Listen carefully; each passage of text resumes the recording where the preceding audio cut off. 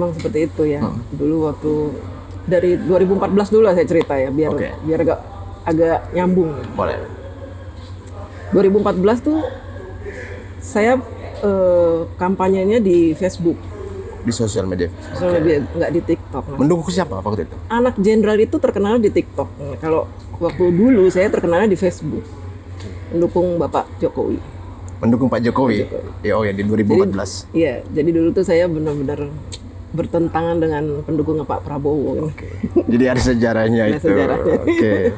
Jadi sebelum mendukung Pak Jokowi, sebelum dukung Pak Prabowo, saya dukung Pak Jokowi. 2 periode saya dukung Pak Jokowi. Oke. Nah, dalam perjalanan saya itu di mendukung capres itu, perjalanan saya tuh panjang selama 10 tahun. Dari situ benar-benar perjuangan saya itu sampai saya itu nggak kenal waktu. Nggak kenal waktu saya. Konteks mendukungnya seperti apa? Ada gerakan kah atau ada? Saya nulis. Menulis? Oh, oke. Jadi tulisan saya itu udah viral kemana-mana, bahkan di kopas oleh Tribun. Oke. Apa salah satu yang paling viral yang masih diingat? Yang paling viral itu ya tentang Bapak Jokowi, kemudian tentang Pak Ahok.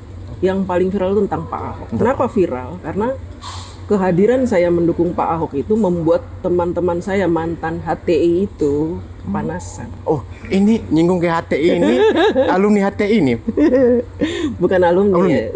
Saya pernah jadi di satu. Oh, pernah bergabung dengan HTI ini? Di satu grup. Satu grup, berarti masih teman-teman yang sekarang di Anak Aba ini masih bagian ada teman sebagian yang kenal saya, cuman nggak semuanya kenal. Karena dulu saya ini pengikut awal-awal mula HTI berdiri, HTI, FPI, PKS itu saya awal-awal mula saya ada di situ. Tahan dulu yang itu. Tadi lanjut dulu yang Pak Ahok ini. Biar kita terpisah nih HTI. Dulu ya. Oke, Pak Ahok dulu nih. Karena HTI ini kan seru nih. Seru nih. Oke. Jadi waktu itu karena Pak Jokowi mantan gubernur Jakarta, wakilnya itu Pak Ahok, sehingga kan dilanjutin dengan Pak Ahok. Nah, dalam hal ini karena saya mendukung Presiden Bapak Jokowi, sehingga otomatis saya mendukung Pak Ahok. Oh iya. Karena Pak Ahok melanjutkan program-program Pak Jokowi di Jakarta. Kebetulan saya tinggal di Jakarta, jadi otomatis saya harus mendukung Ahok. 2017. 2017. Oke, ya. baik. Nah, di situ teman-teman saya yang mantan HTI itu ngelihat saya mendukung Ahok itu marah semua. Bahkan saya di Japri, saya dikata-katain. Wah, kata-katanya itu menyakitkan. Dibilang saya ini murtad, kafir, percuma lo sholat kalau lo dukung orang kafir gitu. Udah setiap hari itu udah caci maki itu. Tapi kuat menghadapi itu. Saya nggak peduli karena saya pikir mendukung Ahok itu sebuah perjuangan. Kenapa saya bilang sebuah perjuangan? Selama puluhan tahun saya tinggal di Jakarta, belum pernah saya menemukan seorang pemimpin seperti Pak Ahok ketegasannya. Belum pernah saya bertemu seperti itu. Dia tegas, dia berani melawan preman, meskipun beliau ini minoritas kan di Jakarta. Dia berani melawan preman, berani melawan DPRD yang selama ini mengatur gubernur dalam menjalankan kegiatannya itu mengatur Jakarta kan. Dulu gubernur kita tuh diatur sama DPRD. Kenapa saya tahu ya? Karena saya bekerja di sebuah instansi, di sebuah perusahaan swasta lah gitu ya. Yang mana di situ saya berhubungan dengan dinas-dinas.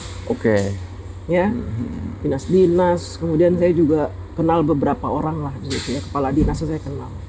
Nah di situ saya tahu cerita banyak tentang gubernur-gubernur kita. Dari era Pak Soeharto sampai era Bapak Jokowi, Ahok saya tahu semua. Kinerja mereka saya tahu. Dan ketika Pak Jokowi dan Pak Ahok memimpin Jakarta, awalnya saya nggak peduli dengan politik. Saya dulu kerjanya nyari duit. Saya nyari duit. Ketika Pak Jokowi hadir dengan Pak Ahok, merubah birokrasi yang ada di Jakarta, saya langsung, ini kayaknya saya harus nyemplung nih di politik nih. Karena saya punya banyak cerita tentang pemimpin-pemimpin sejarah di Jakarta. Sejarah ini saya punya banyak cerita. Jadi saya harus kemukakan ini. Supaya banyak orang yang memahami bagaimana cara memilih pemimpin yang baik seperti apa gitu. Nah, setelah Pak Ahok kan Pak Anies. Ya, gimana nih pengalaman dengan Pak Anies? Gimana ini? Jadi waktu kampanye Pak Ahok dengan Pak Anies itu luar biasa. Saya sempat dipersekusi FPI. Dipersekusi FPI. Didatengin sama orang-orang FPI ke kantor saya karena mereka nggak berhasil menemukan rumah saya, akhirnya datang ke kantor. Diintimidasi ya? Diintimidasi. Datang ke kantor. Oke. Mereka tahu kalau saya ini aktivis buruh. Aktivis buruh. Buruh, iya. Saya kan salah satu pengurus SPSI Serikat Pekerja gitu. Jadi mereka kenal. Ya. Jadi mereka nemuin saya dengan dalih katanya ingin berbicara soal aksi buruh di tanggal 2 Mei gitu. Oke.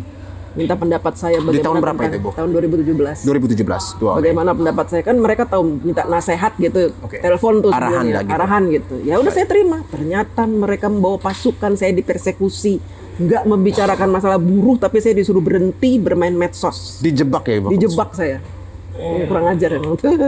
Kira-kira siapa waktu itu yang... udahlah. Boleh disebut inisial aja gitu? Jadi gini, mereka itu hanya pion-pion aja. Mungkin diperintahkan oleh orang-orang HTI, FPI untuk membungkam saya gitu. Jadi didatangkanlah itu orang-orang. Waktu itu kan FPI sama HTI masih hidup ya sebelum luar biasa. Luar biasa ganas mereka itu. Dan saya nggak peduli, saya nggak takut walaupun mereka teman-teman saya dulu satu tablik akbar satu ini. Berapa lama Ibu bergabung bersama FPI sama lumayan lama, dari 2004 sampai 2011. Bersama FPI? Bersama FPI, HTI. Saya bahkan ikut yang namanya demo turunkan harga BBM di era SBY bersama Habib Rizik. Oke, di tahun 2008. 2010. Demo turunkan BBM bersama Habib Rizik. Paling depan ya? Saya paling depan. Tapi ada videonya? Udah hilang ya. Fotonya mungkin ada ya, tapi ya memang waktu spirit ya belum terkontaminasi ketika untuk mengubah arah. Waktu itu HTI, FPI itu masih bagus.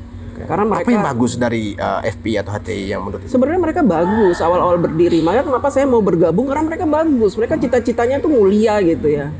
Saya pikir cita-citanya mulia, mereka ingin menegakkan syariat Islam, ingin begini-begini ya. Nyatanya kesini di tahun 2012 saya mulai mengikuti salah satu seminar mereka, dan mereka sudah di situ udah mulai membuat selebaran untuk memprovokasi rakyat. Dengan kata-kata yang saya bilang ini provokatif, ini nggak bisa. Islam tidak mengajarkan seperti ini. Saya diberi selebaran segini, suruh dibagi-bagi ke jalanan gitu. Saya bilang ini nggak benar, dan saya robek-robek itu nggak saya bagi-bagi.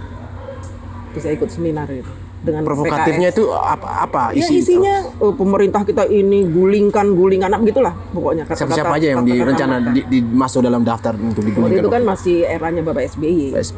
Ya tentu mau menggulingkan Pak SBY, membuat demo lah, kerusuhan, terus ada ya itu rasis ya, kata-kata rasis.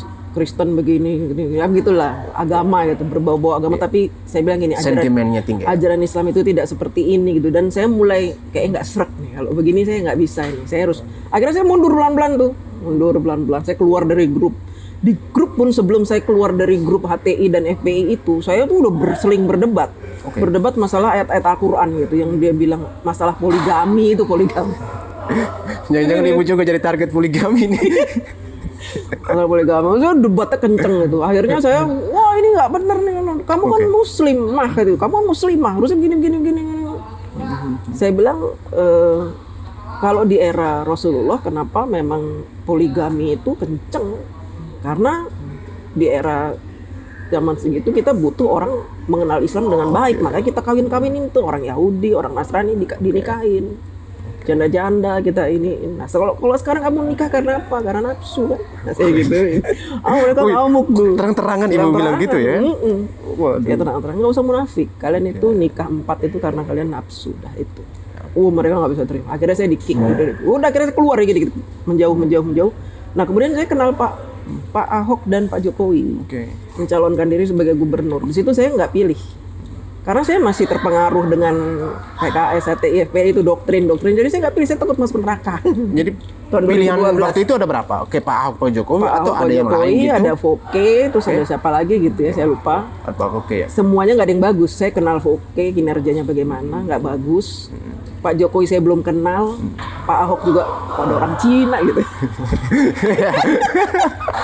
Jadi saya nggak pilih gitu, karena saya nggak kenal gitu. Masih bagian akhirnya dari... saya golput. Golput waktu itu? Golput di 2012. Saya nggak pilih gubernur karena saya masih ragu. Nah, ketika saya bekerja seperti biasa dari kantor ke dinas-dinas gitu. Oke. Itu saya menemukan suasana yang berbeda loh. Kok berbeda nih? Kok kayaknya beda gitu. Iya Bu, kami sekarang udah pasang CCTV di mana-mana. Kenapa dipasang CCTV? Ya karena kami nggak boleh terima lagi uang sogok, uang suap. Tamu nggak boleh lagi bawa teng-tengan gitu. Wah keren juga nih. Iya Bu, sekarang begini-begini berubah Bu. Kita udah begini-begini. Wah udah Jokowi nih emang begini-begini. Wah keren nih kayaknya gubernur gue nih. Tapi Akhirnya sayang gue nggak pilih.